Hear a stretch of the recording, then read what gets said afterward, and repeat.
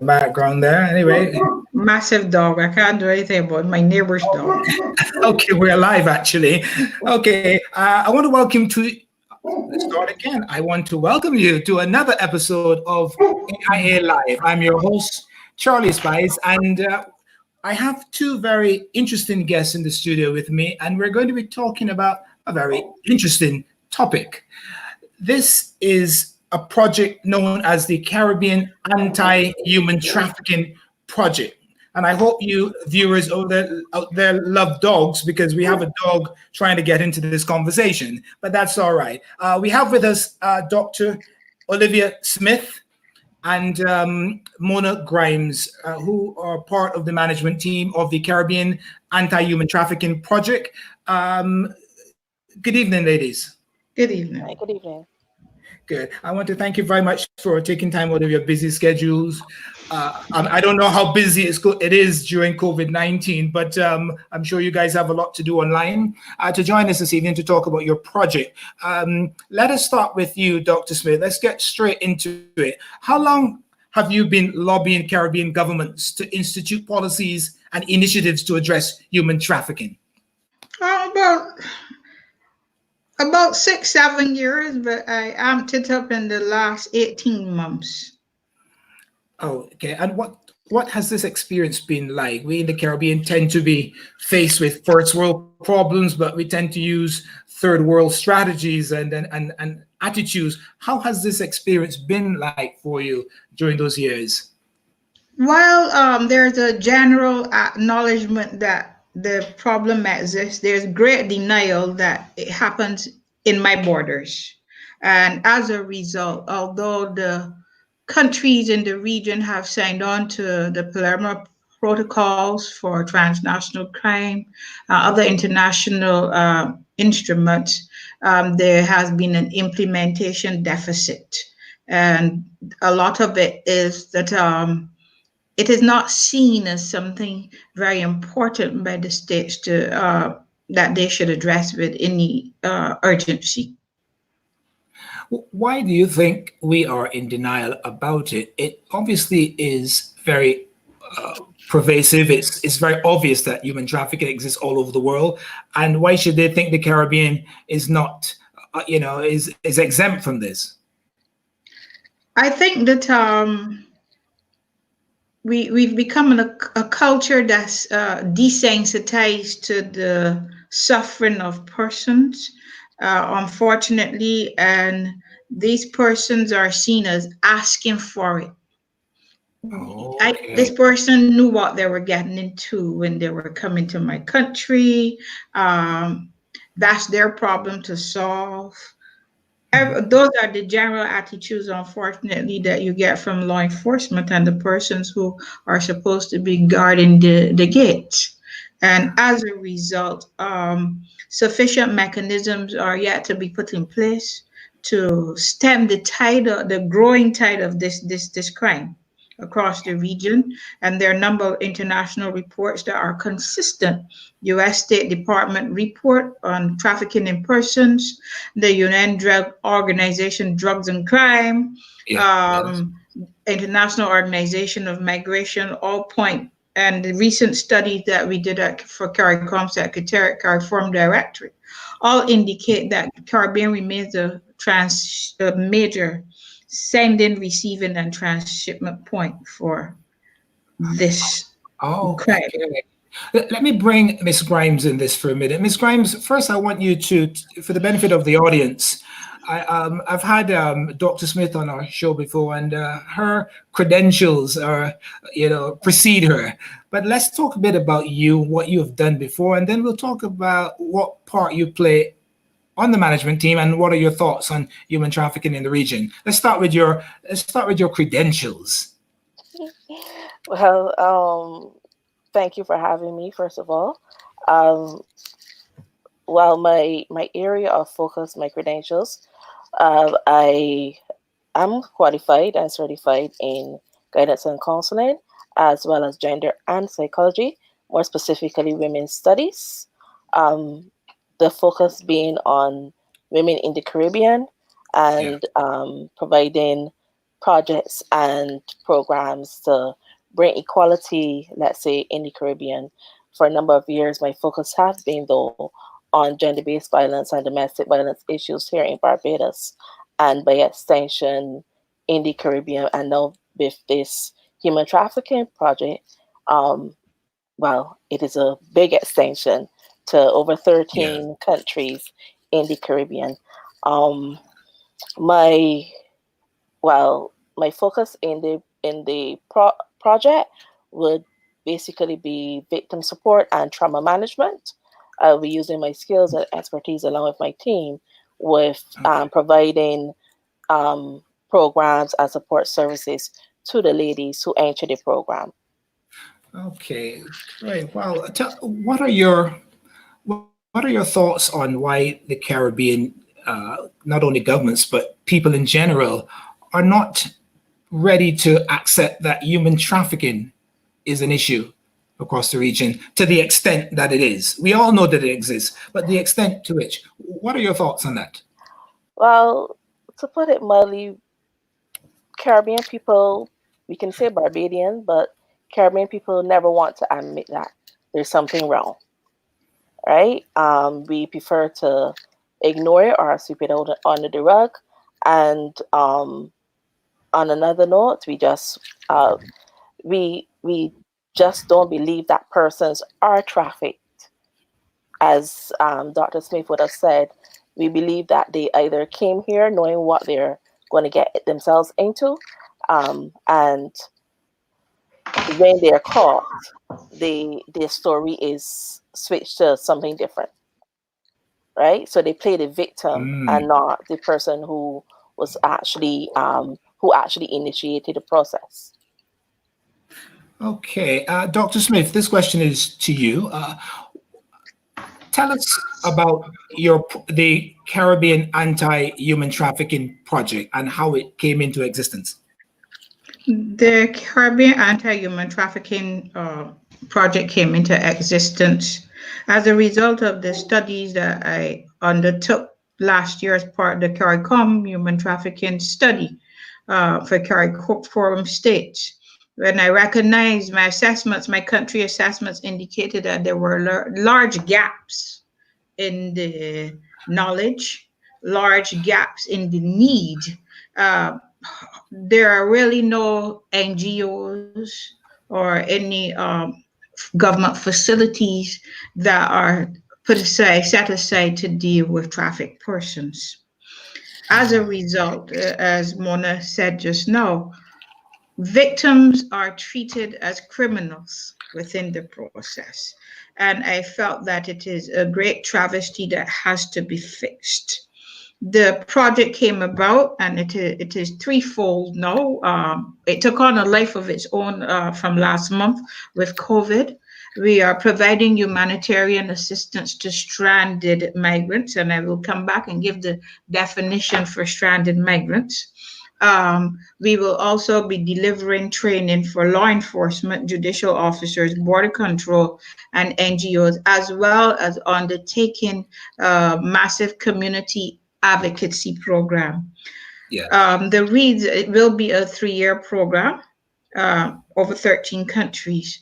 The reason why this is absolutely necessary, we are recognizing before we can get people to accept that the problem exists, the problem has to be defined in their minds. Most persons, even in law enforcement, are not clear as to what is trafficked. What is a trafficked person? What does human Okay. trafficking mean? And so some of the responses we do get from policymakers is so because there's a gap in the knowledge about the whole phenomenon of trafficked persons.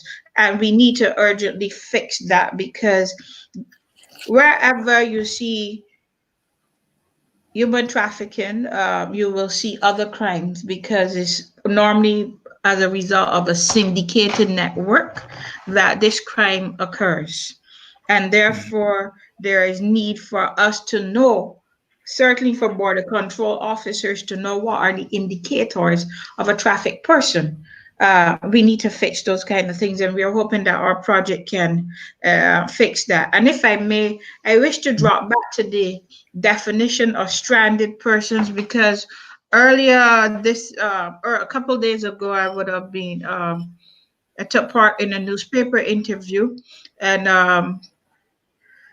a part of the I've been getting a backlash because people are not clear on the terms. The United Nations framework for migrants in crisis speaks to what a stranded migrant is, and the obligation of all states when a migrant is stranded in your country, regardless of their immigration status at that point in time, to be Yeah. treated within the confines of what we expect their human rights needs are. Yes. Okay. Stranded migrants in the context of COVID, which Barbados has here because of closed borders, speaks to persons, not only sex workers that are trafficked or who came voluntarily. It speaks to persons who might have been in Barbados on work permits, but the business is now closed and this person cannot access unemployment benefits. They're stranded. You have persons who might be married to a Barbadian, but their immigration status has not been finalized, or the marriage might have been dissolved by now. They can't access social services. You have persons here who are, of course, irregular, illegal migrants who can't access any services, borders are closed. And you have persons who were here before you and I were born, but they never sought to go to immigration to regularize their status. So therefore, they cannot access pensions or any kind of protection. So we have that whole broad base of stranded migrants within this country right now, for which we are asking humanitarian assistance. Okay. Would you say that COVID-19 has highlighted this problem and is making it uh, an easier playing field for your organization to address this problem? I don't know if the term easier playing field to address the problem might sum it up accurately.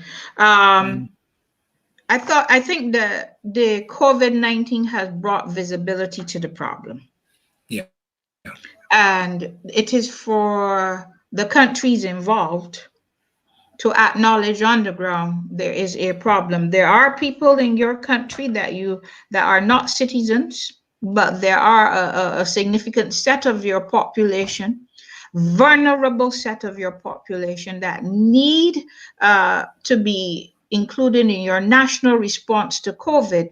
Because if vulnerable groups, be it LGBTI, be it sex workers, be it the stranded categories of persons that I've just said to you, are marginalized and denied access to care, it means that they will continue to be in the community, and the community spread of COVID-19 will not be controlled in the time or in the manner we would like it to be. And this is where our organization, we are pleading with governments to acknowledge this fact and with post haste try to assist in getting the cure. I am pleased to say that Barbados has taken some steps with Minister Hinkson making a public appeal last week to migrants, stating to them clearly that there will be no they can come forward to access medical treatment, that there will be no penalties for them having overstayed the country because of closed borders. I thought that that was a good and significant step because many migrants expressed the fear against coming forward because they felt that immigration or the police will pick them up. Yes. Minister Cynthia Ford and her ministry has also been taking steps to put things in place to lend some humanitarian assistance. So the government of Barbados, I have reached out to other Caribbean islands and we are waiting for assessment reports from those islands in terms of the numbers on the ground and what will be done about them. Okay, allow me to invite Ms. Grimes to weigh in here. Ms. Grimes, is there anything you would like to add to what was just said? It was quite comprehensive by Dr. Yes. Smith, but I'm sure there are things you would like to add to it. What are your comments? Well, what I would say is the issue of COVID-19, um, I would say, have presented us with the opportunity to sensitize the public more so Yeah, about what is really going on here in the island of Barbados, right, and across the Caribbean. Um, is it an easier playground? No. Persons will still need more, there will still be more advocacy needed, there will still be more sensitization needed, which will come through our project. But for the most part, I will agree that there are persons who are um, coming to us willingly to actually assist the ladies and persons who are stranded here in Barbados. you keep mentioning ladies, but in your research findings, are there men who are also in your vulnerable groups of displaced migrants? Yes. Today I have received a list of a number of men today, around 10. The men are more reluctant to come forward to say they need help. It's a matter of male pride. They try as far as possible to stick it out, whereas the women will more willingly say, "Look, I need help." But if I may add something to the question you asked us, the COVID-19 gives government, no, I know they're stressed, they're under pressure for resources, but the time is right for them to look at reaching out to the necessary international agencies such as the International Organization of Migration, United Nations, and UNHCR and UN Drugs and Crimes, and the rapid response facilities that the United Nations has to create a framework and put some mechanisms in place. And why I'm urging this and really insisting that we do this at the soonest is because we are not sure how long this crisis will last. Yeah. Not all of these persons that we are dealing with are for repatriation when the borders are open. They will remain in our midst, and some mechanism has to be put in place. And being aware that this whole crisis is uncharted territory for our country and other countries. The international institutions that have been doing this for a while are best placed to provide guidance as to protocols that need to be put in place for handling trafficked persons, for example, protocols that have to be put in place to how do you treat a humanitarian situation in your country, because they've been doing this a long time. And I think the time has come. Yes. I have a question about your organization. Now, this is an enormous this this is an enormous mandate and obviously an enormous remit. Tell Mhm. us something about your team. Who is on your team, and how are you proposing to fund your Okay. efforts? Our team consists of a number of experts, which includes attorneys, medical persons, project management specialists, persons such as Mono, who are trauma management specialists, human trafficking specialists, and how we plan to also execute the mandate is we have formed some collaborative relationships with some international organizations who have said yes, that they will, when needed, participate in delivering on certain aspects of the training and technical support.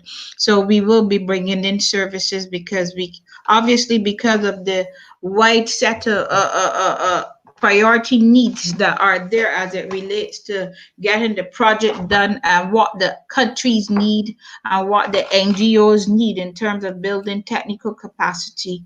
our team will have to have that external support. So that's how we're going to do it. With respect to funding.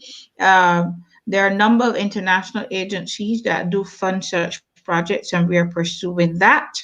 And I would want to take this opportunity to say thank you to a number of local persons who, when we requested help, have stepped up to the plate.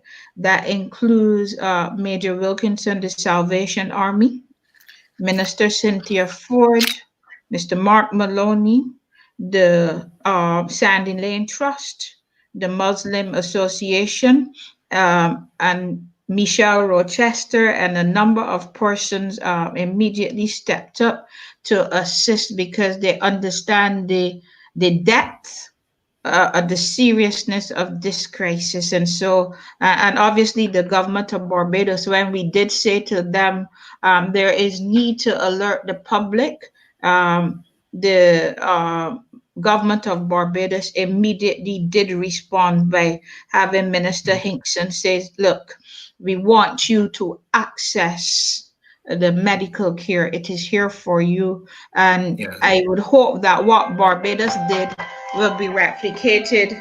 What Barbados did will be replicated in the other member states. So there is a light at the end of this rainbow, and that government was willing to take the first steps has given us the confidence that we are going to get this done. Yep. Fantastic. Okay, for a number of people have joined us. They're watching live. I can see that we've got a number of people who've tuned in, and I would like to say thank you for joining us.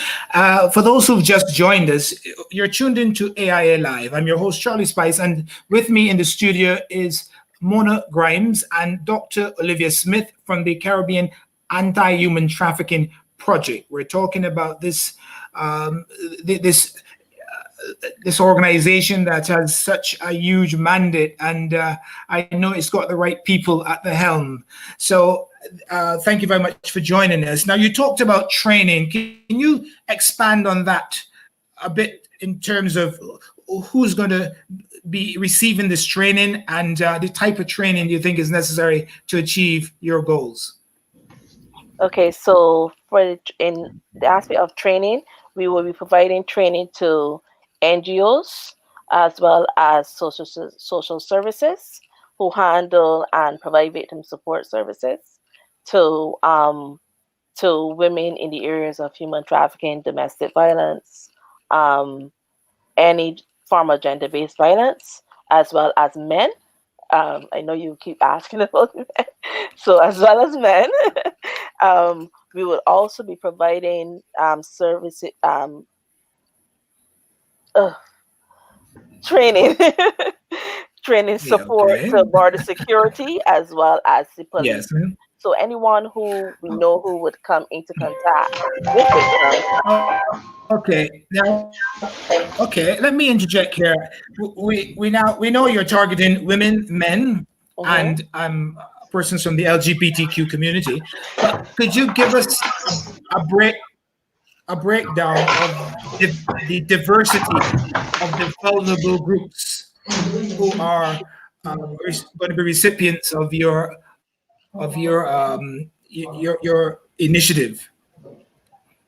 How is it broken down? Besides being men, women, and people from the LGBT community, are we talking about sex workers? Are we talking about what type of We migrants are we talking about? well, as as the project states, it is persons who have been trafficked here, whether it's sex workers, whether it's persons who would have come via forced labor, what have you.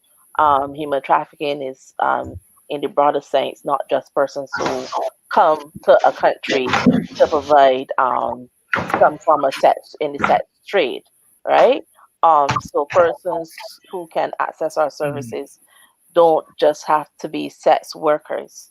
They can also be persons who have come here under the inclination that they are actually coming to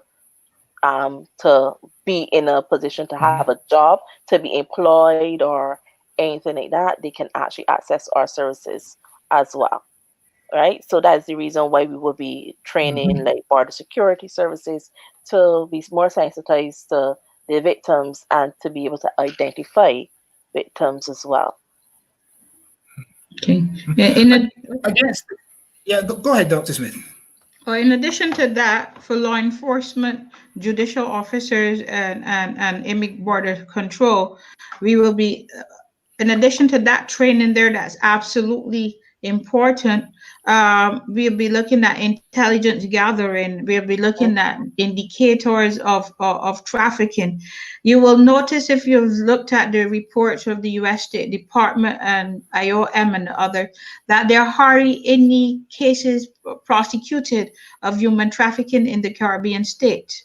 And when we dig deeper, we recognize if people cannot, if they do not identify who is a traffic person, you can't arrest anybody, you can't prosecute anybody. And this is a large gap that we have that needs to be fixed. Hmm. Hmm. Now, some time ago, the Caribbean governments were accused of not doing enough to fight trafficking.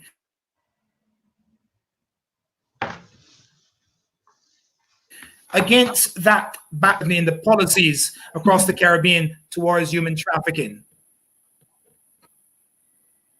Dr. Smith.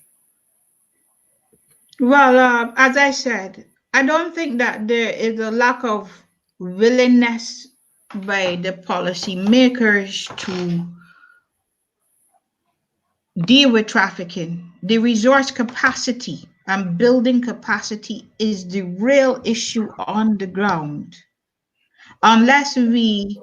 understand the difference between a victim and a criminal, unless we understand that there are protocols for managing these particular types of crimes and put the mechanisms in place, in addition to signing on to a whole lot of international commitments, we are not going to address the problem. And this problem has to be dealt with training, training, training.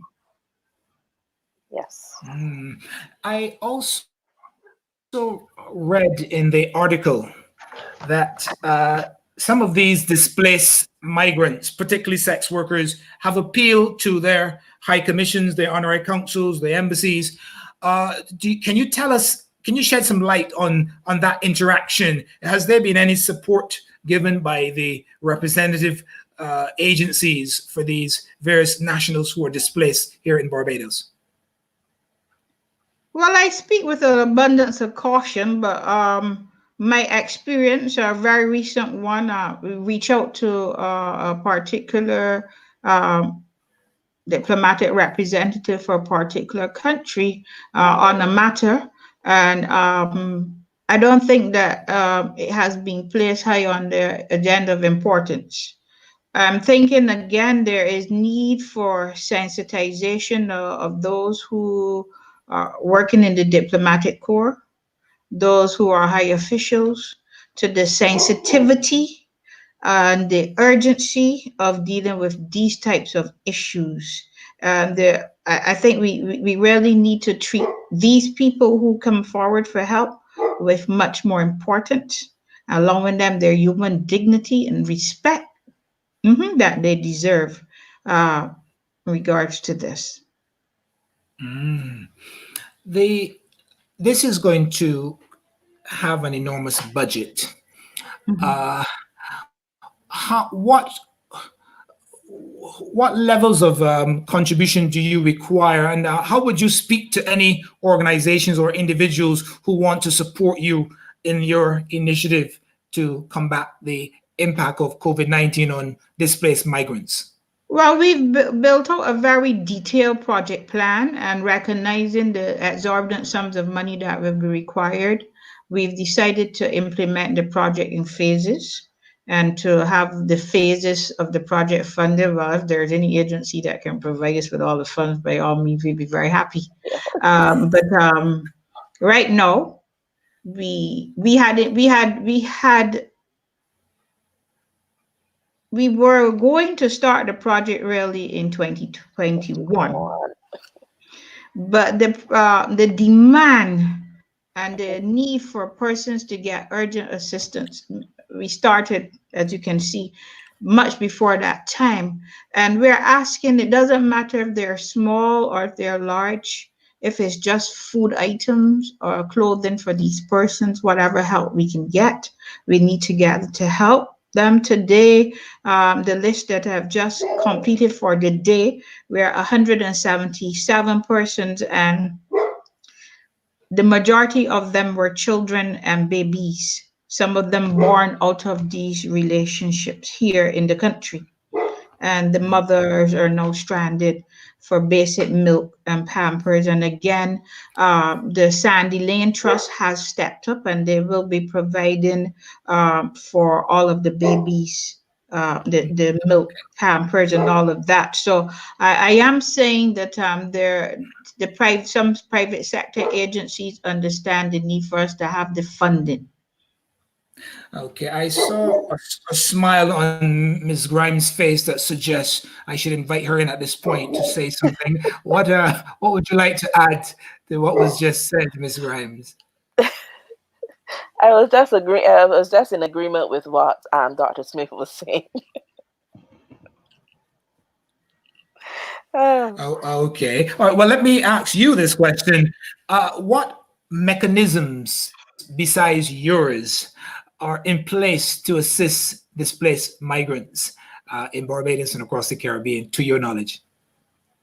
oh boy, I, I I don't, see a I shaking of the don't head have. there, but uh, We in our research to date, to be honest, we have not found any real mechanisms in place. We do acknowledge that there are some NGOs who are and charities who are providing some type of victim support services to to um, the human trafficking aspect. We don't think that they are equipped to do so.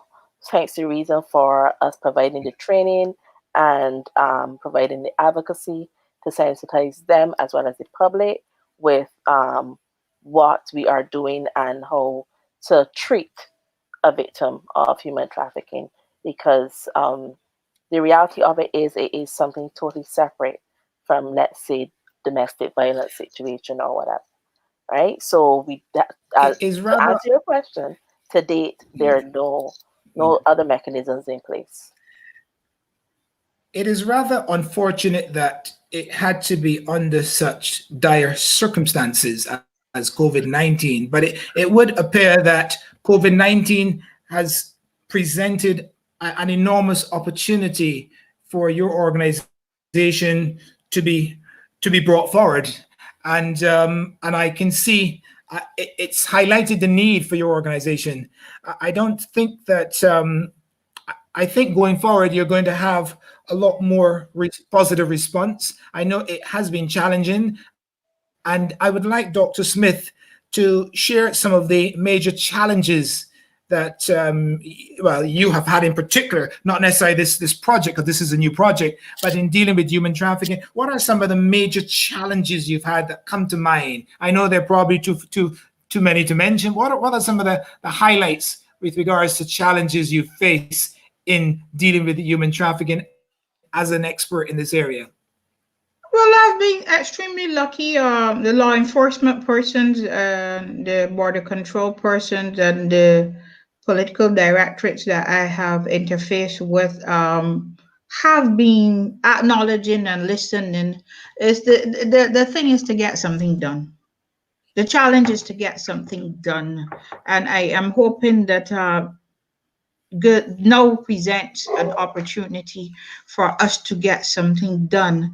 I think my biggest challenge, and I don't even consider it challenge, a concern, was the xenophobic responses I would have seen in the Barbados Today article that I would have done a couple days ago, that xenophobic responses of Barbadians. And I think COVID is a great equalizer, and there's no time for us to be thinking us and them because it does not discriminate. And why should we? At this time, for sure, or any time, as a matter of fact, Barbadians have to remember that they live in their family members live in New York, London, Toronto, every part of the world. And you would want that if your family members are stranded in another country, that they're treated with dignity and respect, and they're given attention. And we as our brothers keepers should do the same for anyone, any other human being. And I was pretty disturbed by the comments that were made, and not me personally, about the issue, but then I recognize it is a lack of being aware of what trafficking is about, a lack of awareness of what migrants face in another country. And so the time is right, and led by persons such as Mona, for us to have that advocacy program happening on the ground, in the communities, in the schools. Um, None of us will escape this whole COVID pandemic without having lost friends or persons we've known or family members. And so let's remember to be kind to one another. Mhm.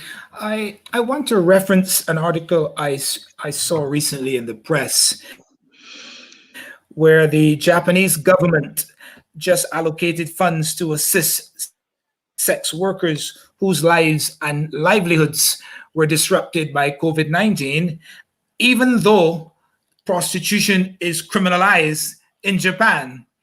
And I don't know how much you would like to comment on this, but I think that this highlights a very significant point where that all governments should take note of, that even though it's criminalized in Japan, they recognize the need for individuals to be supported. Like you said, COVID-19 is the greatest equalizer.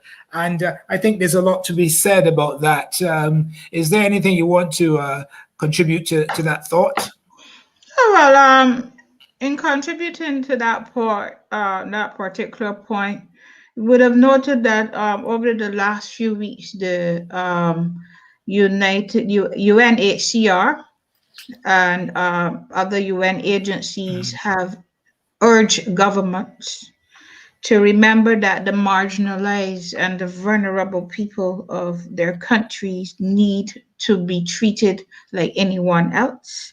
Because, again, as I said earlier, if we ignore the marginalized, the vulnerable persons, whatever the category of person is not important. They're human beings. Let's not forget that they're human beings.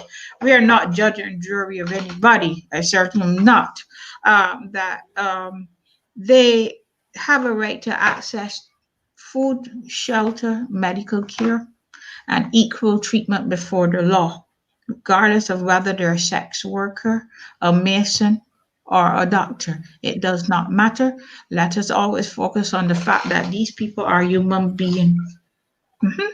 And that is how I see the situation. And so I commend the Japanese government on taking that approach, because recognizing that these marginalized people need help, and they're being marginalized and not getting help will further spread the pandemic. And this we want not to happen.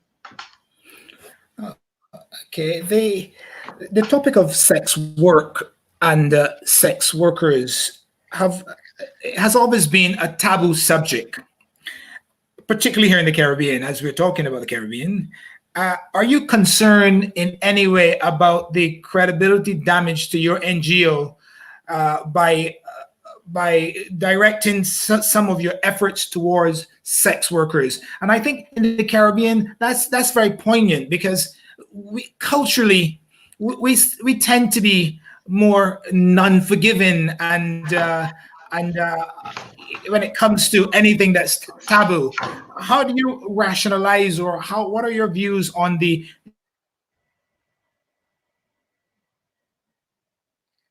of sex workers? the credibility of your NGO vis-a-vis is a very taboo subject here in the Caribbean? Um, Sex is part of what the Creator provided persons with, and is not going anywhere soon. Whether we want to pretend it happened, we all arrived on this earth that way. Whether we want to pretend it happens or not. Um, I don't think that the issue is of concern to us at that level, for the simple reason, as Mona alluded to earlier. Trafficked persons, for example, include other categories of persons besides sex workers. And persons who are sex workers that are caught up in the trafficking are victims of a circumstance. There are several circumstances that can force the person to end up that way. It could be that some do volunteer, because what we are finding, there are young women who find the life very attractive because it makes easy money, but then they find when they get to another country, they're in over their head, but they're still somebody's daughter. And we have to look at that. There are others who, because they want to, it's the only option they have to help their family back home, they take that risk, be it their kids. There are people who the traffickers in their country say, if you don't go to Barbados or wherever and work and send this money back, I'm going to kill your whole family. They have their families to protect. So there are a whole lot of dynamics and stories behind the issue of persons who end up here in the sex industry or in the forced labor industry, because there are persons who are trafficked who end up in construction, on construction sites, as we have seen a few years ago with some Chinese. The Chinese men were brought here to work permits and all. But when we did investigate, these persons never collected their paychecks. They were told that the money was being sent back home to their families. It's just that the money never reached their families. And so essentially, that was forced labor. We have all of these traffic scenarios happening, and the sex worker is no different than another human being who's facing a situation.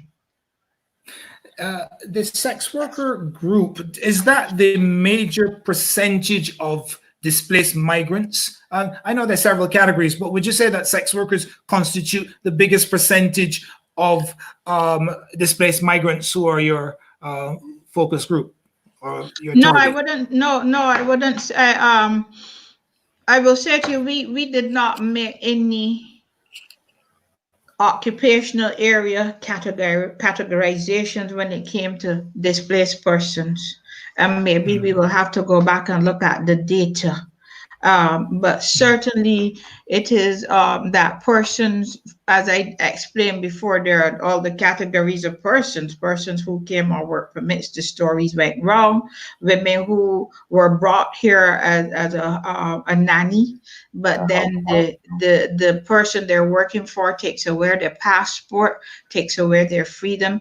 That is another category of persons, even probably more than the sex worker right now we're concerned about, because these persons are the abuse of person, these such persons increases in situations like this, because there's no Ministry of Labor, no labor officer to monitor what's happening. That woman is now forced to work from morning to night in the household with her passport withheld. She can't go anywhere. She will not receive any pay because it's curfew. And we're seeing this across a number of countries.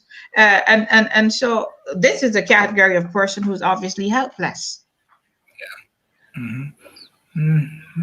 Now, there are many people in Barbados and across the Caribbean who, when they're concerned about food and where to live during this COVID-19 pandemic, they are perhaps not looking at the newspaper or any, what other strategies are you going to be using to reach these individuals who may not have access or may not care much about access because their concern is to many of these people who may not already know about your organization? Well, we would definitely be utilizing the social media platforms. We would also be providing different events, providing advocacy throughout the communities, whether it's like a Mhm. fair or whatever activity that we Yeah. deem necessary for each individual country. It, the project is not Mhm. limited to Barbados, but to over 13 Caribbean countries. So we do have a lot of Yeah. work Mhm. um, ahead of Mhm. us. So it Yeah. would definitely not just be um, the training and stuff like that, but utilizing heavily on social media, on word of mouth, on face to face contact as well. Getting into the communities, getting into the schools, as Dr. Smith would have said, any area which you may deem necessary to sensitize folks on what is actually going on. Yeah, and I want to Thank you. add to that, and led by Mona, at the end of this month, we're having a meeting with NGOs from across the Caribbean region to get an assessment of capacity, to for Mhm. them to collaborate with us to run the project. Because one of the things we want to do is to have databases built where they have national referral directories, that a person that needs help in the absence of a hotline can go on Yeah. this website, go to the directory and see a doctor, a lawyer, Yeah. whatever service they need, that they can get contact information for these persons in each country, because that is absent. A person who is a victim and who is trying to get help in any of these islands definitely do not know where to go, and we have to fix that. Yeah. Absolutely. Well, I this has been extremely informative, and we're almost out of time. So at this point, I would like to invite you to share with our listeners and our viewers how to get in touch with your organization for any assistance or for more information about the Caribbean Anti-Human Trafficking Project. Mona, Oh, well. Okay. Okay, let's so bring you out again, Mona. to get in touch with us, you can reach us at 244-3054 or 236-7950. We have also created our email address. Let me give you that in a moment. Our email Okay. address is CBEAN anti-human trafficking at gmail.com. Okay. I'm going to CBEAN publish. Mm-hmm. anti-trafficking, anti-human Anti-human trafficking trafficking at at gmail.com. gmail.com. Telephone number 244-3054. Or 236-7950. Okay. Yes. Okay. And I'm going to. Yeah. Go ahead. we are appealing at this time. It doesn't matter how large, how small, for basic items for the persons, especially the children, are in need of basic items, and we are happy. It's not just monetary. If we can have the monetary, we are fine. But we right now the thing is to get food and medicines to those who need. Okay, well, I want to thank you very much for coming on the show and sharing information about your project with us and with our viewers. You were tuned into another episode of AIA Live, which is produced by the Adult Industry Association. And our topic today was Caribbean Anti-Human Trafficking Project. Our guests were Dr. Olivia Smith and her colleague Mona Grimes from the project. And thank you very much for tuning in and giving us an audience. And Miss Grimes, Dr. Smith, I'm going to invite you back on the show again to share the developments at that time. I'm sure you're going to have enormous success with this project. It's certainly a meaningful project, a project whose time has come, and whatever we can do from the Adult Industry Association, we will be certainly happy, most pleased to support you, and we'll talk about some of those initiatives that we can join forces with you on. Again, thank you very much, and this is the end of our